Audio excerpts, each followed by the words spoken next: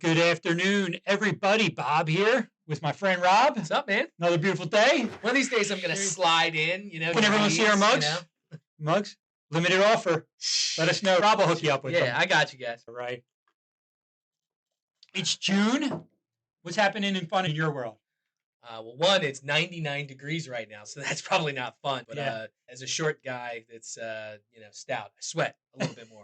Especially sweating because of the certification season. It's got us all sweating. Just thinking about the fact that they're starting already certification. 2026. It is wild that I'm talking about that already.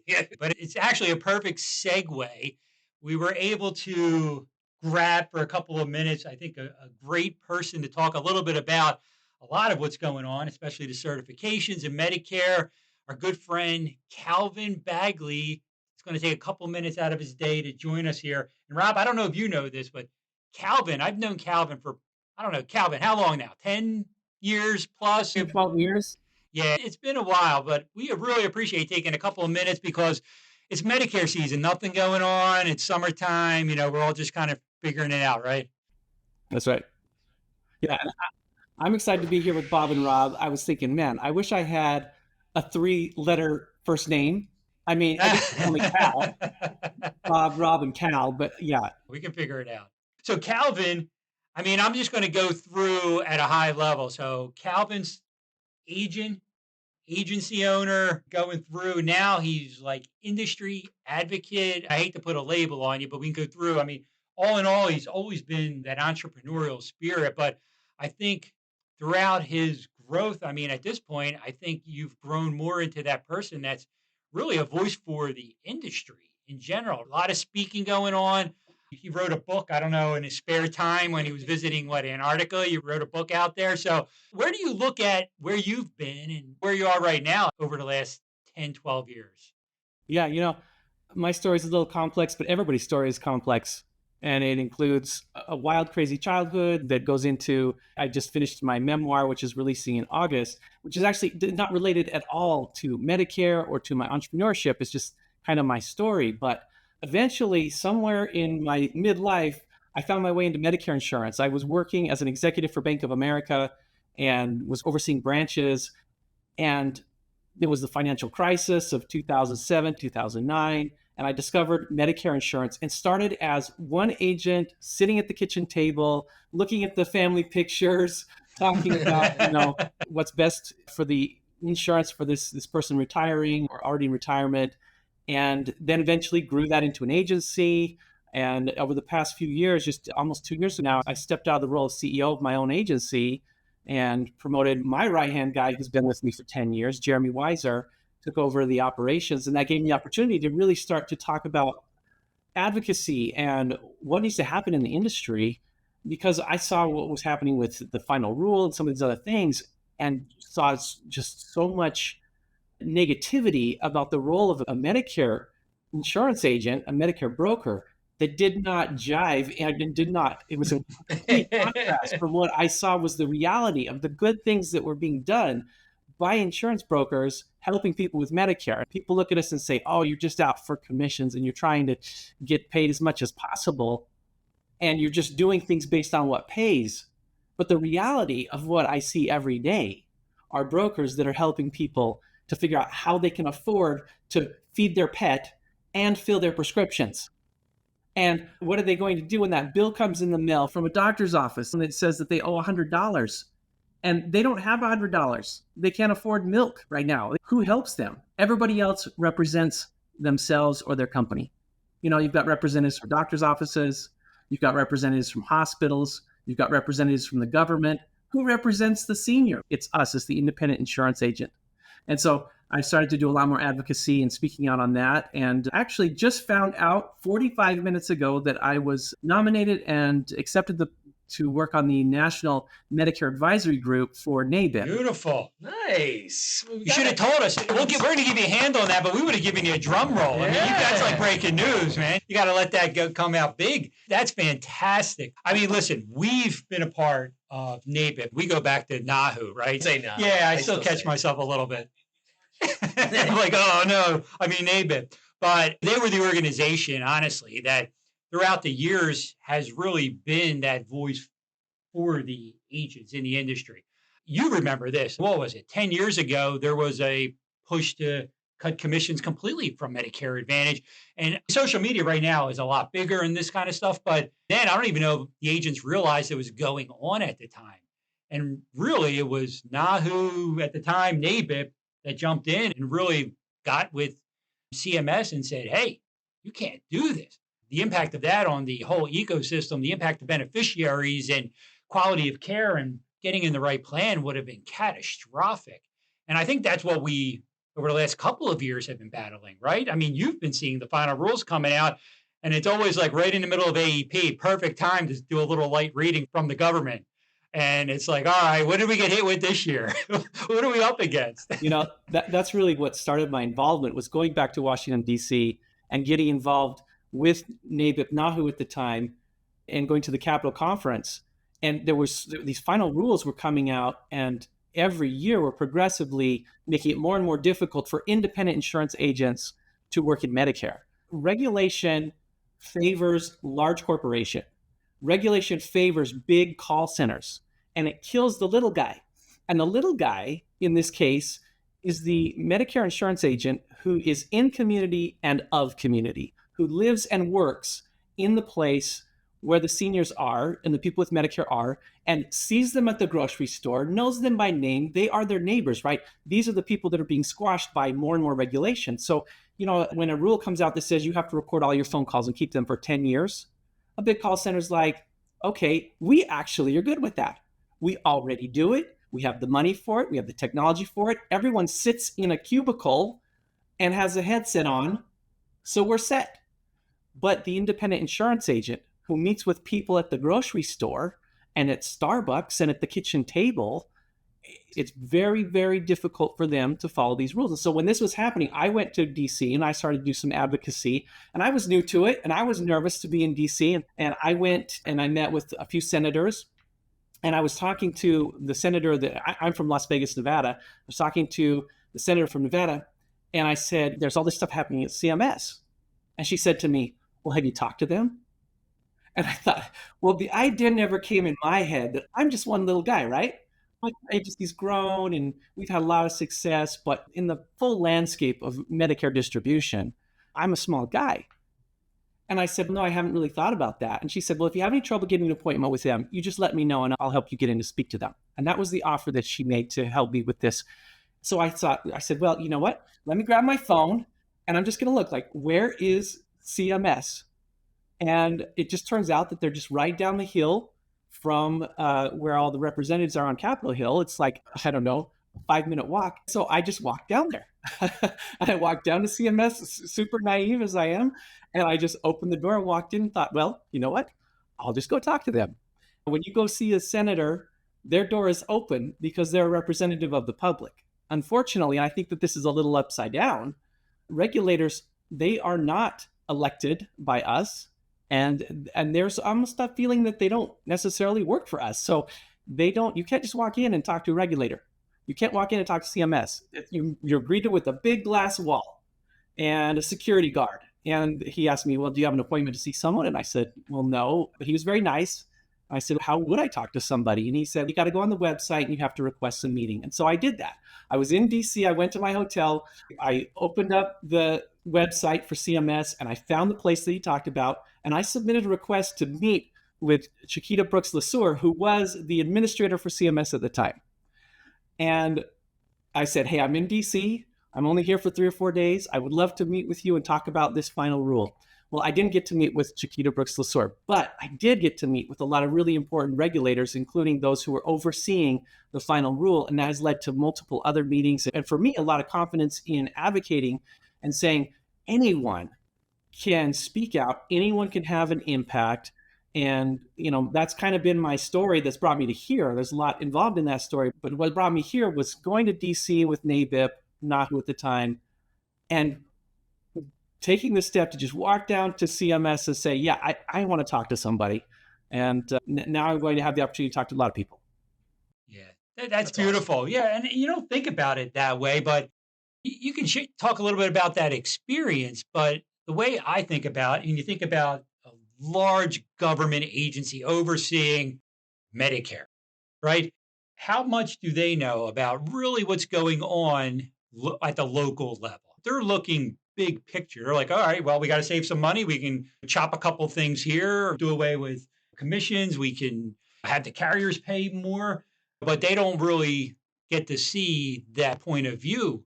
And I think over the last couple of years, I think there's been that big push to give them an idea of what does an agent do?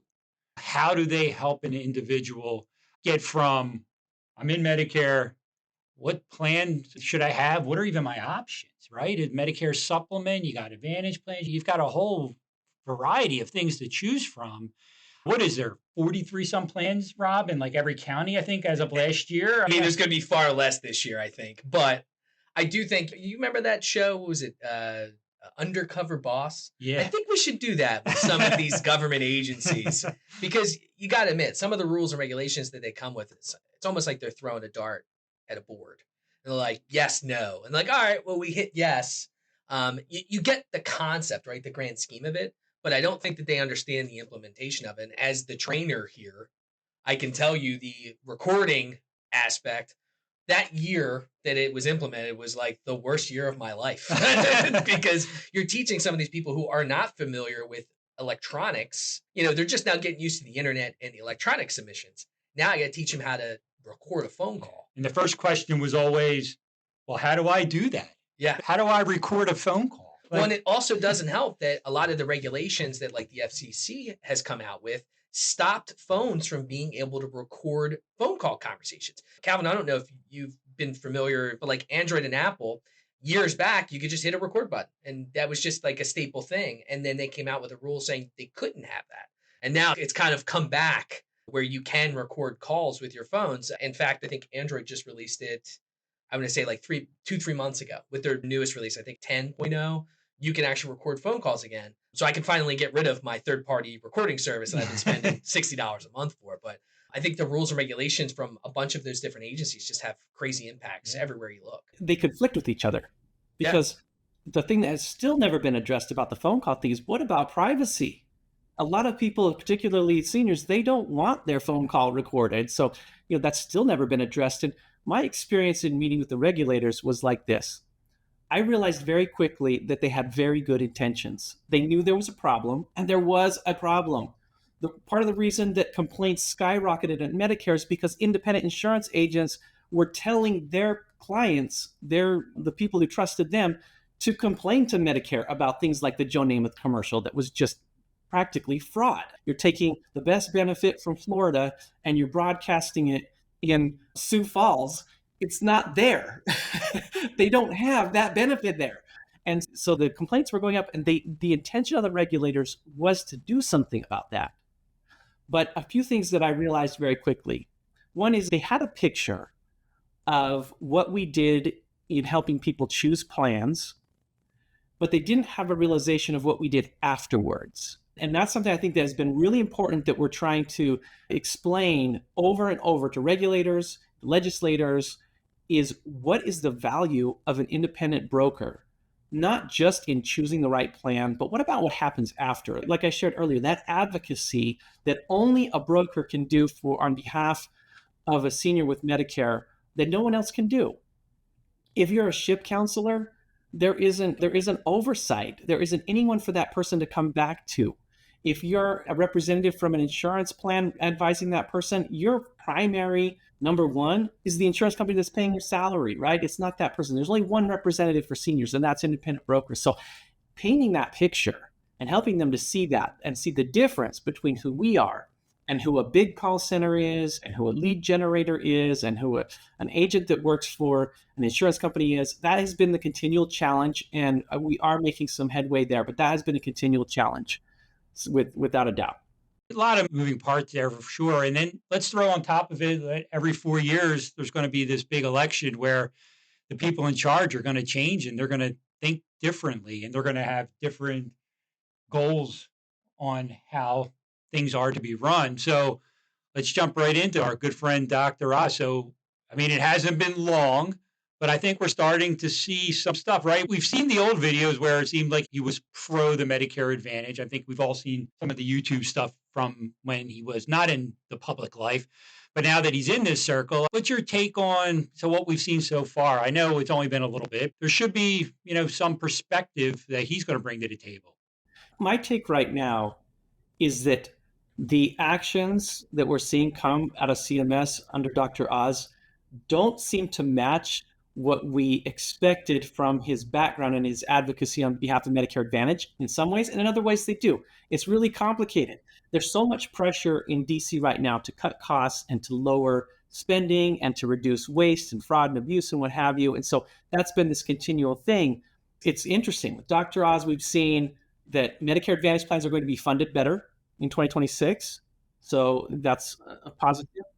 At the same time, Medicare Advantage plans are going to have more oversight than ever in the history of Medicare Advantage. There's going to be so much oversight on all their billing practices and everything like that. So yeah, it's very interesting. And then when it comes to insurance agents, we know that Dr. Oz received payments for advocating for Medicare Advantage and was very pro Medicare Advantage on his show. But some of his statements publicly have said that the abuse and fraud and waste that he's seen at CMS have to do with insurance agents flipping people into plans to make commissions. And that's such an oversimplification of what it takes for an independent agent to find the right plan for somebody and to keep them in the right plan. Last AEP, we had to rewrite a giant section. I'm literally writing thousands and thousands and thousands of our clients onto new plans because the plans degraded benefits and changed so much. You could look at that and say, oh, they're just flipping things. No, our whole responsibility is to represent the senior and find what's best for them. So that has concerned me. I would say it's kind of this mixed bag right now, what I'm seeing with Dr. Oz. On one side, they are funding Medicare Advantage more, but on the other side, some of the actions are concerning me and some of their rhetoric around insurance agents is concerning me. Yeah, it's a great point you just brought up. I mean, last year was kind of crazy with the plan changes. And quite honestly, I'm afraid it could happen again this year. I feel like there's still enough noise going on and we're seeing it already with the PPOs midstream. They're pulling them from enrollment platforms. They're making plans non-commissionable. This is mid-year stuff. So what are the plans going to look like come AEP? Are we all, and the agents, when I say all, are we all going to be still in that mode of, I got to find out what the right plan is and spend most of my time really getting my clients in that right plan? And an agent and an agency, you know this, I mean, we're looking to grow our business. We'd like everybody to be like, stay in the plan you're in. That's still the best plan for you. Any questions, let me know. And that's just not been the way it was last year. And we might be in the same boat this upcoming year, the way it's looking.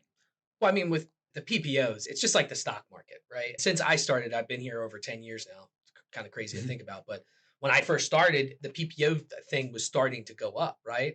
And it goes up and then up and up and up. And now everyone's got tons of PPOs. They're just ripe with great benefits, $4,000 in dental and all this stuff. Because in the past, it was HMOs are more robust, less network maneuverability, whereas the PPOs give you that network maneuverability, but they might not have better benefits. It got to a point where PPOs were having better benefits than the HMOs. So I think that we're maybe at a correction, I think, with the PPOs, because you can only go up so much before you have to kind of come back to reality. That's maybe my personal opinion, but I think from seeing all this stuff, I mean, it was bound to happen at some point. I think it was just kind of a perfect storm, you know? What are you thinking, Calvin? We going to have a big shakeup again this year? What are the agents saying out there in the field? I think we're going to have a big shakeup. You know, one of my favorite people to follow on LinkedIn is Jared Strock. He's a great actuary. I'm sure a lot of you who watch this also follow Jared. Yesterday, he posted something about the profitability and the margins of Medicare Advantage plans. 2025 is the first time in 14 years that Medicare Advantage plans are losing money. They've always at least had a positive margin. So we're seeing all these things happen with carriers. It's frustrating. I don't feel like a carrier should have the ability to change their plan to non-commissionable mid-year if they also can't change their benefits. They submitted that plan to CMS with commissions as part of the plan. And so to remove that midway through the year seems like that should not be permitted. but I know why they're doing it. They're losing money. It was such a challenging year. Coming into 2025, so many changes, the Inflation Reduction Act, CMS was incredibly active. 2024 was probably the most active year we've ever seen for regulation in Medicare Advantage. And so carriers right up to the 11th hour didn't even have their plans together. CMS kept giving them more time, kept giving them more adjustments. And so they didn't even have their plans until the very last minute because they couldn't figure out how to handle all the risk and what the risk would be. And we're seeing them, in some cases, I won't say losing their shirt, but definitely losing money. And that is not sustainable. They can't lose money. So I don't like what's happened. I don't see it as an indication that carriers don't want to partner with us. I don't see it as an indication that carriers don't see the value that we provide. I think our carrier partners are still our partners and that they're facing a lot of pressure right now. But the result of that will be next year, I think there's going to be a lot of changes again. And now Medicare is going to be funded a little better, which is good. That should help them to offset their losses. But I think there's still going to be a lot of shakeups. And particularly, it seems to be in the PPO space. I think we'll see a lot of changes to PPO, which means there'll be a lot of people that need help. For an independent insurance agent, that means opportunity. For our clients, it means more disruption. So if I had a crystal ball and I was looking forward to AEP at the end of this year, I would say it's going to be very busy and there's going to be a big shakeup, and get yourself ready because your clients are going to need you. Yeah, absolutely. You mentioned the Inflation Reduction Act. That is a big impact just in itself. So we talk about how that impacts Part D, but Part D is part of the Advantage plans in general. I mean, the government real quickly saw that there was going to be some problems back in August, and when they rolled out the stabilization program, we'll call it. And that's supposed to be in effect for 3 years, where all of a sudden they're getting bids from the carriers and it's like, all right, instead of a $30 premium, it's $120. And they said, whoa, election year, whoa, he's up there. So we did have that come in and help out a little bit, but you're right. There's a lot of pressure on the carriers right now, and they need to be profitable. They're in business. At the end of the day, they got to provide a good plan and make sure that clients are getting the right care, but they've also got to be profitable to be able to survive at the end of the day. But we did get some good news. It looks like hot off the press right around 4:00 yesterday. I know you saw the information as well. So commissions. So historically, we've always seen a little bit of a bump. This year, I think we were all sort of like, well, we'll see. But it looks like it's out there again. I mean, how do you read into the fact that commissions are going to go up again a little bit, which is great? It's a big positive. It's a very positive message. I think, again, it highlights that the value that we provide and the work that we do is not lost on regulators and on our carrier partners and others. And so that was a very reaffirming and reassuring message. Part of the reason that it went up so much is because of the increase in funding to Medicare Advantage plans. And so if you look historically, when Medicare Advantage plans have an increase in funding, then typically insurance agents who represent Medicare plans will have an increase. CMS will increase what the maximum commission is for Medicare Advantage and prescription drug plans. So those usually go hand in hand. This increase, if you look over the history, might be the largest one that we have seen. And that really surprised me. Same here. We were talking about it. We're like, oh, well, is this right? I mean, you're accustomed to a 3% increase, but when you're talking 10, 15, then you start to look, you're like, wow, this is, now obviously you're not going to see that in the PDP world. And, I half expected those to be the only thing that you see go down, but it was great. It's positive. Then Dr. Oz just turned 65. And so for his 65th birthday, I released a list of 65 things that Dr. Oz could do to improve the outcomes for people with Medicare. I love that. You want to give us the top 5? Every one of them starts with strengthening the role, expanding the role of a licensed insurance agent or broker. And then it lists why that's important. There's 65 reasons why that's important, how that will increase the outcomes. And so seeing the increase in commissions, I feel like that's a step towards stabilizing and increasing the role of an insurance broker or licensed insurance agent to help increase the outcomes for our seniors. Yeah, that makes a lot of sense. Now, I'm sure Dr. Oz is probably on a government plan, but does anybody know, does he have an agent? Do we need to give him a call, see if he needs some help navigating it? He's probably looking on Medicare.gov trying to figure it out himself, probably realizing that's pretty daunting. He released a video on X and on YouTube on his 65th birthday. And the videos, I have to tell you, if I ran that up to Pinnacle's compliance or AmeriLife or whoever, I guarantee that it would have been rejected. That is not a compliant advertisement. Did he talk about benefits and premiums? Did he have any disclaimers? Yeah, there's a lot of forbidden language in there about the best and experts and all kinds of stuff. Listen, thankfully, they pulled back a little bit on what was in the final rule with the marketing, right? When that final rule came out for 2026, it was like everything all of a sudden was going to have to be filed with CMS, regardless of whether it had premiums or benefits on it. And the first thing we said in the office was, who the heck can they have enough people in the government to take all these requests? I mean, this is never going to happen. Well, it's probably in the same department where they're all listening to the recorded phone calls. I guess. And Elon's, he's firing people. Like half the people are gone that were there. I don't know who's taking all these requests. So thankfully that got nixed. Could you imagine if every ad for every single thing agents in your agency had to file just to try and communicate with their clients? It would be a nightmare. When that came out, I said that this was the worst thing that they could have done, and the worst thing, because just to be able to post on social media, to even say the words or to have a business card or anything that says, I can help you with your Medicare, you'd have to have that approved by every carrier you represent and CMS, because you can't just go to CMS. Every carrier has to approve it first. That's the way that it's written. So to get them to agree on anything has been so difficult already. So to say that there's no difference between communication and marketing, between education and marketing, was going to be the worst rule that they had ever instituted. And thankfully it didn't happen. But what Dr. Oz did in his video is he said, hey, everybody, do what I did. I'm turning 65. I called the experts at 1-800-Medicare. Well, here's the problem. When you call the experts at 1-800-Medicare, what do the experts tell you? We can't give you advice. That doesn't sound like an expert. We can't give you advice on what to do with your Medicare. We can only help you enroll in Medicare. Okay, so that is not what I call speaking to an expert. And what they do is then they refer you to your state health insurance program.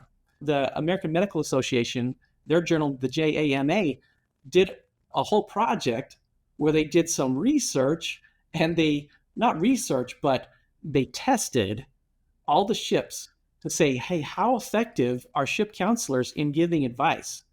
And that report that came out from the study, it is, I use the phrase damning. It is so bad, because just to answer the question, is this provider in the network?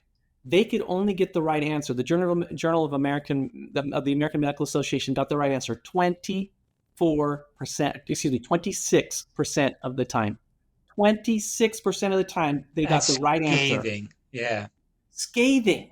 Right. So if we're encouraging people to go that way, and I, as an insurance broker, have to tell people to call 1-800-Medicare or your local SHIP office, it's very painful, because I know that they're going to receive inferior advice.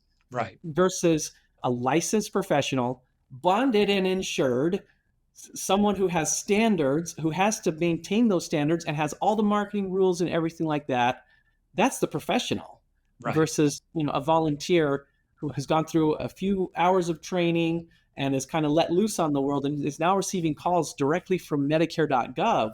I think that's a dangerous system. And so, at first I was kind of excited because I saw the big, beautiful bill actually did not include additional funding for SHIP counselors. And I thought, well, this is a step in the right direction to say, hey, let's use more of the real professionals. But unfortunately, that has been changed, and there is now a lot of funding, including an increase in funding for SHIP. So I'm not anti-SHIP. I just think that there needs to be an understanding about the difference, right? That you have professionals who are held standards, who are actually in like E&O insured, et cetera, advising people full time, versus your neighbor who occasionally went through a little bit of training and occasionally gives advice to people. Anecdotally, what I have seen from SHIP locally is that usually a SHIP counselor will point people towards the plan that they have. If a SHIP counselor has a Medicare Advantage plan, then people will come to them and they'll say, hey, you should do the same thing I did. It's working out great for me. That's not professional, high quality advice. So I was a little disconcerted to see, that being pushed.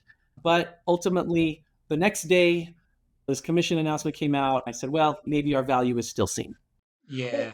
Well, what doesn't make sense to me is they already have something in place, right? So for ACA, they have help on demand. Why not just implement that? And it's created, it works. That's how, some people that do ACA get leads. I'm involved in it. I'll get calls randomly. Why don't they do the same thing for Medicare? I'm sure everyone would love a free lead from the government, and you'd still get like an actual insurance agent that knows what they're doing. I mean, but here I am talking crazy. But I mean, it's something that the government has that exists already. I think a lot of it's still, to your point, it's this. There's still a stigma on the insurance industry in general. We've certainly seen some of the complaints going up. There's been a lot of that. We've got to continue to fight and do our best to right the ship, and it's always the way. It's 99% of the ones that are doing things the right way get impacted by the 1% that aren't doing things the right way. But nonetheless, we've got to keep doing that. And I know we'll keep working with the advocacy groups like NABI. They're still doing a great job out there. I know, Calvin, I've seen you speak at several of them to the insurance agents and still fighting the good fight. I think that's what we still got to do. We've been at this for a long time. The demographics growing. The reality of it is that it's a lot of money, but what's the alternative? They're not going to hire, 20,000 people to try and manage this. It's the independent agent. Yeah. The model's tried and true, and that's where we know the success is coming from. So at the end of the day, if we're looking at our tea leaves, I think we're still in a positive light, right? With the Medicare industry, I think we still are going to see a lot of growth over the next handful of years. I think short of something drastic happen, we're probably going to see continued growth. Calvin, do you see anything different, for the future? I see continued growth. I see the role of the Medicare broker is critical and is receiving more recognition. There's still a long way to go. I see that there's going to continue to be uncertainty in the market and continue to have shakeups with carriers and plans and things like that. And that means that we are very needed. So yes, I would say there continues to be growth. On the horizon, there are some really positive things that I think are coming. One of the biggest detractors of Medicare insurance agents has been Senator Wyden, and he was over the Senate Finance Committee. I've had the opportunity to meet with his healthcare advisor over healthcare policy, Eva Dugoff, a couple of times. And the first time I sat down with her, you reminded me of this, Rob, because you said, we have in ACA, they send people directly to insurance agents right off the government website because insurance agents are the professionals, right? It makes a lot of sense. So I was meeting with Senator Wyden's healthcare advisor on healthcare policy.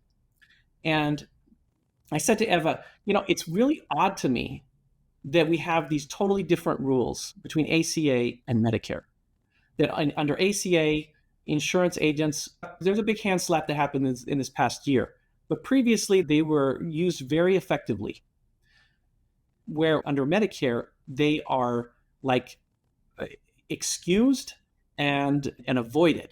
And why is it so different between the two? Why don't we do both? Like, why do we use agents in Medicare the way we use them in ACA?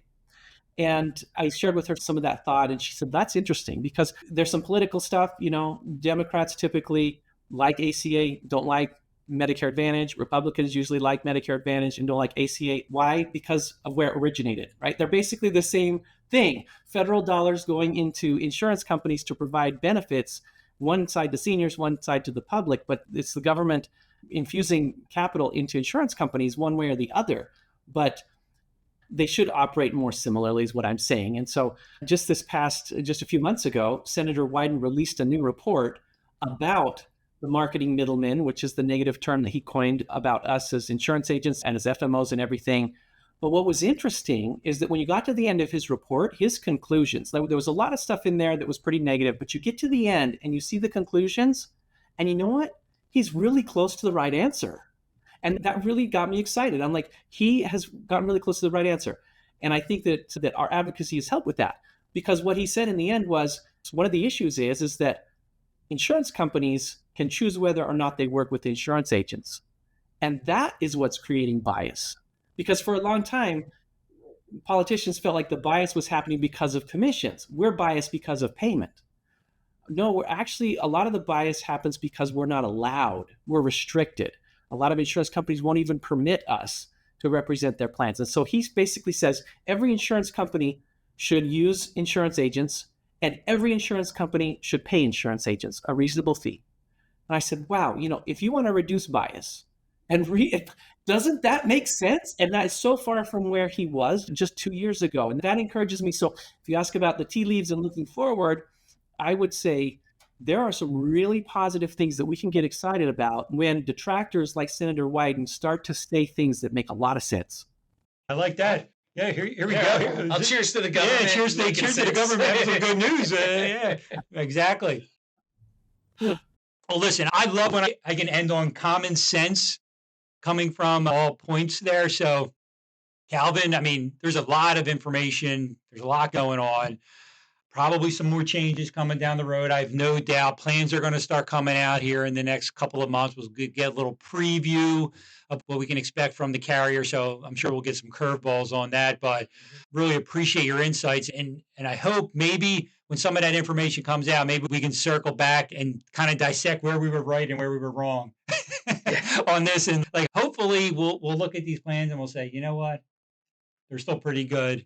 And maybe we won't have this chaos this year. We'll see. Well, you know what, though? That reminds me. I think we're going to have something in September, right? To maybe quell some of the craziness. Calvin, did you hear about this big event in September where all insurance agents are going to be invited to Florida at the Kia Center to hear from all the experts? And at that point, there's going to be a lot of updates. It's the Pinnacle Championship event. I mean, perfect timing. At that point, we should know everything. And of course, I mean, listen, every agent should come and bring a friend. Tickets are no cost to the tickets. And I think it'll be a great time. And I know we've talked about this event with you already, Calvin, but, it's perfect, seamless. You'll hit AEP running. Yeah. And those are always fantastic events.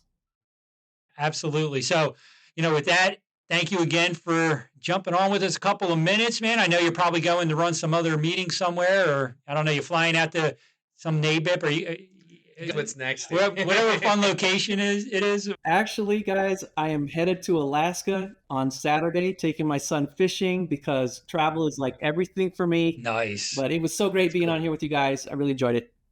Yeah, thank you so much, Calvin. Man. Now have a great trip, and then we'll talk soon. Thank you.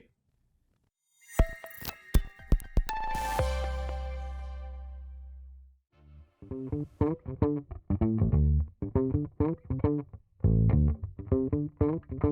you.